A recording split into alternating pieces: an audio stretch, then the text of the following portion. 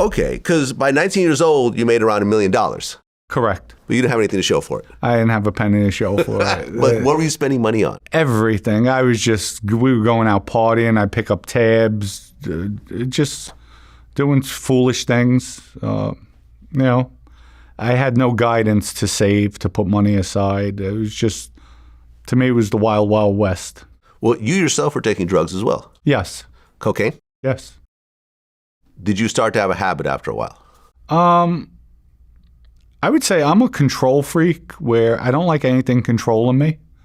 So I feel whenever I feel like something or I'm doing too much of something, I'll stop. Right, but you almost have an unlimited supply, right? You could basically be Scarface, on the desk and just have mountains of cocaine that you're just sniffing up if you feel like doing that. Right, if I feel like doing it. But you never did that. People would knock. Yeah, we would party. I mean, I was young, wild. So, I'm not going to sit here and say I was a saint. But like I said, I don't have an addictive personality as far as I don't like anything controlling me, even till this day. Well, you said that 90% of street guys take drugs, and anyone that says different is lying. Oh, definitely, without a doubt. You hear stories about guys staying out, going to after hours. What do you think they're doing? Like, it's impossible to stay up. If you're going out 7, 8 o'clock at night, you're out till 12, 1 the next day.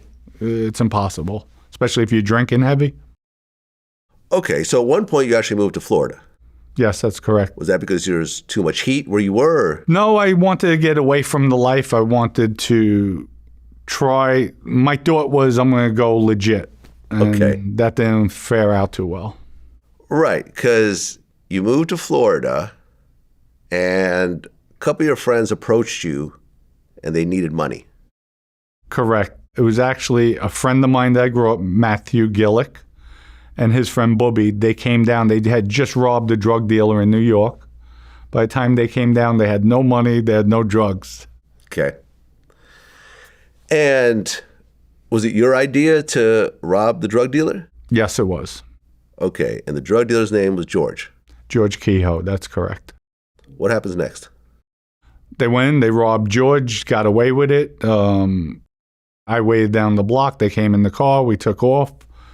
And the next day I get a phone call from George. I know it was you. What are you talking about? And I denied it. Always denied it to him. And he accused me. I know it was your friends. I don't know what you're talking about. And that's the way we kept it. We kept on going back and forth with that. And I don't know what you're talking about. It wasn't me.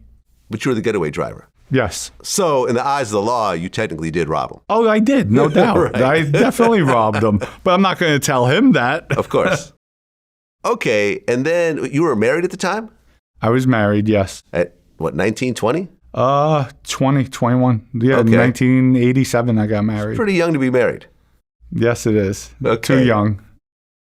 Right. So then you and your wife, you guys move into a condo complex, and George lives there as well. George lived there as well. I didn't even realize it. I realized it when I had to knock on the door, and I looked for people, and I saw George standing outside the door at night.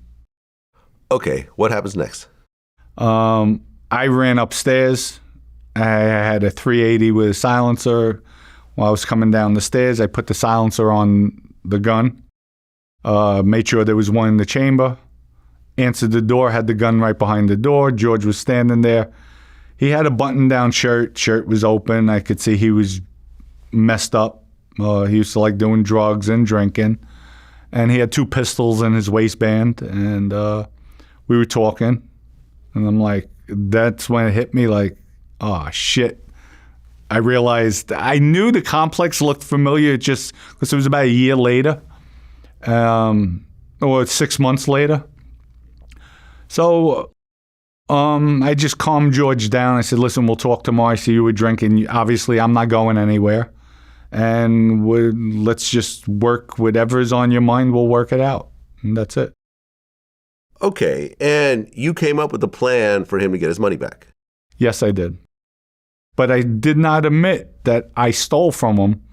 The plan was, let's do some deals together. And since you thought I robbed my end of the profit, the proceeds, how much he said, I think 30, 40,000 totaled. I told him, you keep it. When you are made whole, then I get my end. And he agreed to that. Or so I thought. Or so you thought, because he actually had a different plan. Correct. And that was? To kill me. Mm-hmm. What did he do? The first two occasions, he tried to lure me to different locations. One was with the pretense, there's a guy who owes me money. He has some new stereo equipment, TV.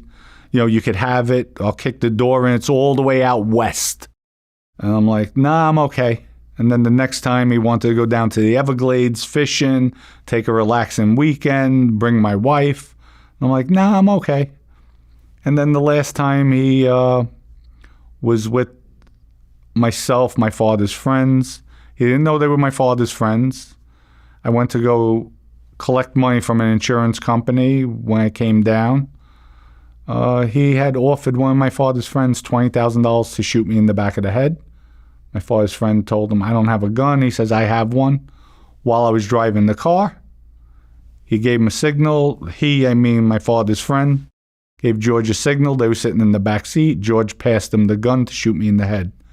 And obviously he never did. He was just testing him to see how serious he was. And then later that night I was told about it, and I acted on it. I had enough with George. Okay, so how did that whole situation go down then? We were out drinking, eating. They told me about it, the restaurant. They told me about it when we went to the lounge, which was a place called Roland's in Fort Lauderdale. We went there. My wife was with us. The guy, Ernie Caluzo, his last name, pulled me over to the side, told me about George, what happened with the guy, Vinny. And I shook my head. I said, all right, here's what we'll do. And while he was telling me, George walked over. They had an argument because Ernie told George, get the F out of here. I got in between both of them. I said, George, just go over there. I'm talking to him. Ernie's just upset with something. So Ernie, after he finished telling me, I said, all right, my wife is going to have a headache in the next 15 minutes, going to want to go home. George is definitely going to want to go with you guys because he knows hookers are coming to the hotel room, the motel that they were staying at. So that's what we did. The plan was when George gets to the hotel, they were supposed to knock him out, hit him with something, and then we'd come, we'll take him out and dispose of him. Okay, so you and two other people are planning a murder at this point? Correct. The two other guys are your father's friends? Correct. Are they made men? No. Is there a serious concern at this point? There's two people that will now be part of a murder that could put you in prison for life? Back then, we didn't look at it that way. Being a rat wasn't out there as much. It wasn't heard of as much. It was more, they were street guys and my father's friends. Like, I didn't even think of it like somebody telling. Think everyone's just going to keep their mouth shut to the Yes. end? Okay. Yes. So what happens next? I went home. My wife complained she had a headache. I told George I was leaving. I said, you want to come home with me? He's like, no, I'm going with them. I left the place and then went home. She went upstairs. I changed clothes, got my gun, and I went back. I went to a motel that they were staying at. Okay. And then what happens? I walked up the stairs. For some reason, I said, the weapon with the silencer is about this long. So I took out the gun, put the silencer on, and then knocked on the door. And lo and behold, George opened up the door. He had the chain on the door. He saw it was me. He said, oh, I'm glad you're here. He unlatched it. As the door opened, I pushed him back, put the gun up. And right away, Ernie grabbed him, took the two guns off of him. They had in his waistband. He sat on the bed. Vinny shut the door. And then we were just, going back and forth. I asked him, so you were looking to kill me? No, I don't know what you're talking about. I have no money. That was his thing. He was worried about getting robbed. I said, George, I'm not robbing you. But you were going to kill me. And he said, no again. Then Ernie cracked him and said, you're calling us a liar? You're saying we're lying? We're his father's friends. Like, you didn't pass him a gun?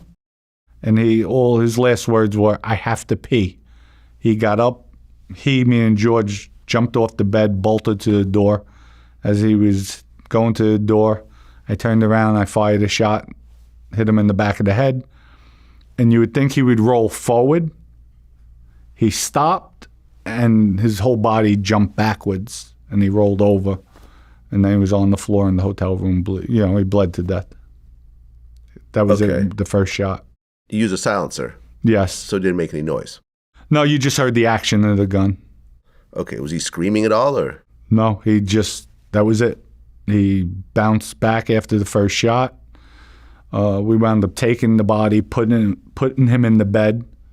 We left the hotel room to go get clean. They went one way to get clean supplies.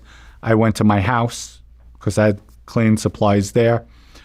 But as we walked down the stairs, Ernie said, go make sure he's dead. So I went back upstairs and I put another bullet in his head, or in the back of his neck. It hit him.